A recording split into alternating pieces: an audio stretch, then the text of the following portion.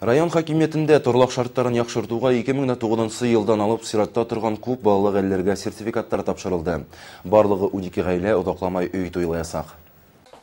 8 ел эсендә райондың күп балалы 34 гаиләһе хөкүмәт тарафыннан бирелгән социаль түләүләр ярдәмендә үзләренең торлак шартларын яхшырткан. Ошо көндәрдә тагы 12 гаилә күптән көткән торлак сертификатына ия булды. 5 бала тәрбияләп үстердек.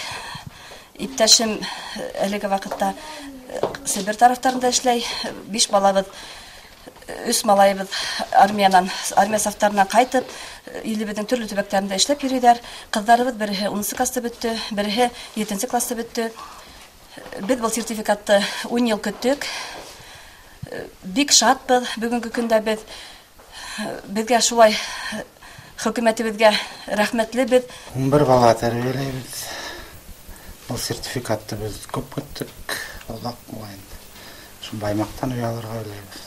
Үйдің бүтін шарттары булган балаларга бәләкәй өйдә яшәп кыйын булып киткән дигән уларга монда уку мәктәп яхшы булган, садиктар, кружоктар булган. Балаларның шу киләсәген беләбез, һаумандар, илдәр таныштырган. Хөкүмәт тарафыннан күрһәтелгән ошондай социаль ярдәм гаиләләргә республиканың төрле мөҗиштән үзләренә торлак алу мөмкинлеген бирә. Әмма медальнең икенче ягы ла бар. Күп балалы гаиләләрнең авыллардан калага күченүе һөҗүмтәһендә мәктәпләрнең ябылуы ла ихтимал. Күмәк балалы гаиләләрнең күркәм йортларда куанып гомер итүен, авыл коты булып калуын теләге килә. Айгөл Идербаева, Хәйдәр Көмешбаев, Яңалыктар хезмәте.